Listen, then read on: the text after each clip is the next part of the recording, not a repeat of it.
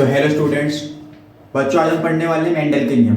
तो बेटा मेंडल ने कितने नियम दिए थे? मेंडल ने दिए थे 3 नियम। प्रभाविता का नियम, पृथक्करण का नियम और स्वतंत्र अवयवन का नियम। कितने दिए थे? 3। प्रभाविता का, पृथक्करण का और स्वतंत्र अवयवन का नियम। तो बेटा आज हम इन्हीं 3 नियमों के बारे में पढ़ने वाले हैं, समझने वाले हैं और इसको अच्छे से रटने वाले हैं, क्योंकि बेटा हर साल पेपर में आता है और जब हर साल पेपर में आता है तो हम इसको क्यों छोड़ें।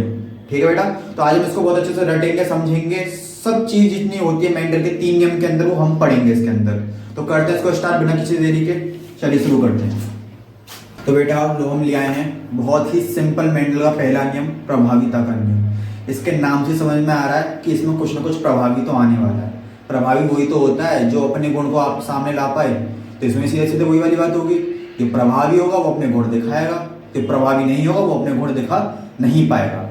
ठीक है बेटा, अब देखो इस नियम की बहुत सिंपल सी डेफिनेशन ये है कि इस नियम के अनुसार जब परस्पर विरोधी लक्षण वाले पौधों, यानी परस्पर वाला क्या होता है? आपस में विरोधी, अपोजिट। जैसे मैं हूं, अब मेरा कोई ईविल है या एनिमी है, वो मेरे से अपोजिट चलेगा हमेशा। और जब हम आपस में लड़ें, क्या करें? लड़ें, तो क्या होगा? हमें से जो ताकतवर होगा वो ऊपर देखेगा, जो ताकतवर नहीं होगा वो गिर जाएगा। वही सेम चीज इसमें होने वाली है कि जब हम परस्पर दो विरोधी लक्षणों का संकरण कराते हैं, क्या कराते हैं? जब हम परस्पर दो विरोधी लक्षण वाले पौधों का संकरण करवाते हैं तो उनमें से क्या होता है कि बेटा जो प्रभावी होगा वो अपने लक्षण को प्रदर्शित करता है। क्या करता है? जो प्रभावी होता है वो अपने लक्षणों को प्रदर्शित करता है, और जो अप्रभावी होता है वो अपने लक्षणों को प्रदर्शित नहीं कर पाता है। यही एक बहुत ही सिंपल सा प्रभाविता का लॉ है हमारा, यानी प्रभाविता का नियम है। इस नियम के अनुसार जब परस्पर विरोधी लक्षण वाले पौधों के बीच संकरण कराया जाता है, क्या कराया जाता है? इस नियम के अनुसार जब परस्पर विरोधी लक्षणों वाले पौधों के बीच में संकरण कराया जाता है तो उनकी जो संतान होती है, यानी संतानों में विरोधी लक्षणों में से केवल प्रभावी लक्षण, क्या चीज? विरोधी लक्षणों में से केवल और केवल प्रभावी लक्षण प्रकट होगा, यानी प्रदर्शित होगा, तथा दूसरा अप्रभावी लक्षण प्रदर्शित नहीं होगा। बट ऐसे क्या बोलते हैं? इसे ही बोलते हैं प्रभाविता का नियम। इसे क्या कहते हैं? इसे ही प्रभाविता का नियम कहते हैं। तो देखो बेटा, अब है प्रयोग 1, यानी हर कोई एक्सपेरिमेंट करता है। इन्होंने भी अपने नियम दिया तो अपने नियम पे एक्सपेरिमेंट भी करके देखा कि भाई मेरा नियम साबित हो रहा है कि नहीं हो रहा। तो इन्होंने लिए हैं 2 लक्षण। कैसे लिए हैं? 2 लक्षण। साइड सी बात है, जब भाई क्रॉस हो रहा है यानी संकरण हो रहा है तो उसमें एक आएगा प्रभावी और दूसरा आएगा अप्रभावी। कौन सा? एक प्रभावी, दूसरा अप्रभावी। तो इन्होंने इसमें प्रभावी लिया लंबा, यानी कि टॉल। प्रभावी को बेटा यानी प्रभावी लंबा कैसे दिखाते हैं? प्रभावी लंबा, इसको हम दिखाते हैं कैपिटल टी से। और यहीं पे दूसरी बात करें, यहाँ पे अप्रभावी जो है हमारा, यानी बौना। क्या है? अप्रभावी बौना। इसको कैसे दिखाता हूं? स्मॉल टी के साथ। यानी कि जब हम कैपिटल टी का क्रॉस स्मॉल टी के साथ करवाएंगे तो क्या होगा बेटा? हमारी फर्स्ट जनरेशन आएगी, यानी F1 पीढ़ी जो होगी उसमें सभी पौधे लंबे प्राप्त होंगे। कैसे प्राप्त होंगे? लंबे। लेकिन बेटा लंबे भी 2 प्रकार के हो सकते हैं, क्योंकि मेंडल के नियम में हमने इसमें प्रभावी पढ़ा है तो अप्रभावी के लक्षण दर्शाएगा। तो देखो एक लंबा तो हमारे इस टाइप से होगा जो कि शुद्ध लंबा होगा। एक हो सकता है संकरण लंबा। कैसा हो सकता है? संकरण लंबा। इस टाइप से हम उसको संकरण लंबा या विषम युग्मजीय लंबा भी बोल सकते हैं। क्या बोल सकते हैं? या तो संकर लंबा या विषम युग्मजीय लंबा भी बोल सकते हैं। तो हमने यहाँ विषम युग्मजीय लंबा लिखा है। तो क्या होगा? जब हम शुद्ध लंबे व शुद्ध बौने पौधों के बीच संकरण कराएंगे तो F1 पीढ़ी में सभी पौधे विषम युग्मजीय लंबे प्राप्त होंगे। यानी कि इससे हमको एक बात तो स्पष्ट हो गई कि यहाँ पे जो प्रभावी था हमारा, क्या था? प्रभावी लंबा था, प्रभावी था, तो उसने क्या करा? अपने लक्षण को प्रदर्शित करा। यानी लंबेपन का जो गुण है वो क्या है? प्रभावी। और जो बौनेपन का गुण है वो क्या है? हमारा अप्रभावी।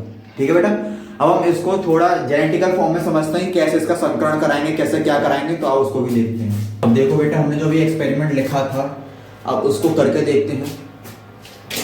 हमने उसमें लिया था एक शुद्ध लंबा। क्या लिया था? शुद्ध लंबा पौधा। बड़े शुद्ध लंबे पौधे को किससे प्रदर्शित करते हैं? कैपिटल टी के साथ। शुद्ध बौना। क्या?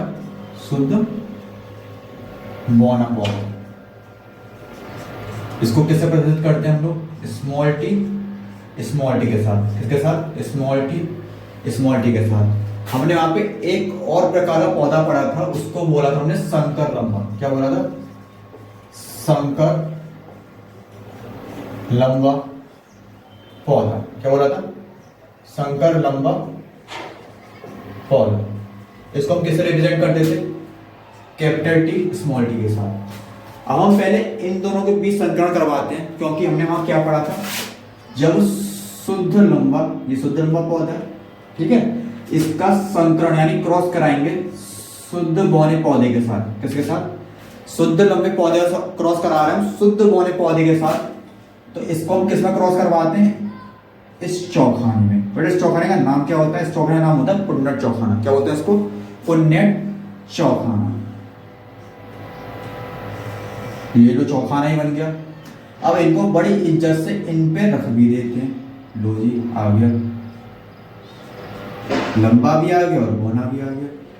अब इनके क्रॉस कराते टाइम में, संकरण कराते टाइम, हमको एक बात का ध्यान रखना पड़ता है कि जो प्रभावी होगा, यानी भाई ये प्रभावी कैपिटल से लिख रहा है मतलब प्रभावी है, तो ये आगे आएगा, और ये स्मॉल से लिख रहा है यानी अप्रभावी, तो ये पीछे आएगा।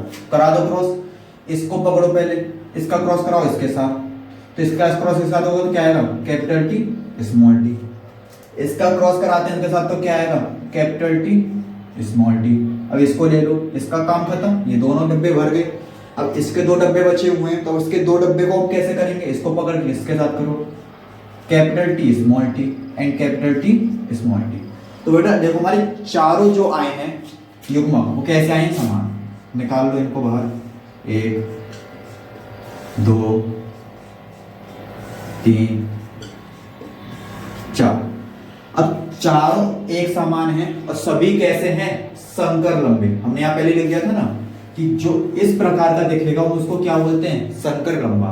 सभी की शकल ऐसी तो दिख रही है, वे सभी की शकल ऐसी दिख रही है, सभी तो रामू से आमू कहलाएंगे, सभी भाई भाई में आएंगे।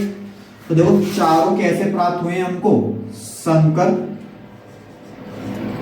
लंबे। यानी कि हमारे जो प्रयोग था, यानी जो एक्सपेरिमेंट था, वो क्या था? बिल्कुल सही, कि जब शुद्ध लंबे पौधे का क्रॉस शुद्ध बौने पौधे के साथ कराया जाता है। क्या कराया जाता है? जब शुद्ध लंबे पौधे का क्रॉस शुद्ध बौने पौधे के साथ कराया जाता है, तो हमको F1 पीढ़ी, या कौन सी पीढ़ी है ये भी लिख देते भाई, इसको बोलेंगे हम F1 पीढ़ी। भाई पीढ़ी की स्पेलिंग गलत होगी हमारी, ऐसे कैसे? लो हो गई। क्या है? F1 पीढ़ी। तो F1 पीढ़ी में सभी पौधे कैसे प्राप्त हुए हमको? संकर लंबे, यानी कि विषम युग्मजीय लंबे प्राप्त हुए हैं। यही था हमारा मेंडल का पहला नियम।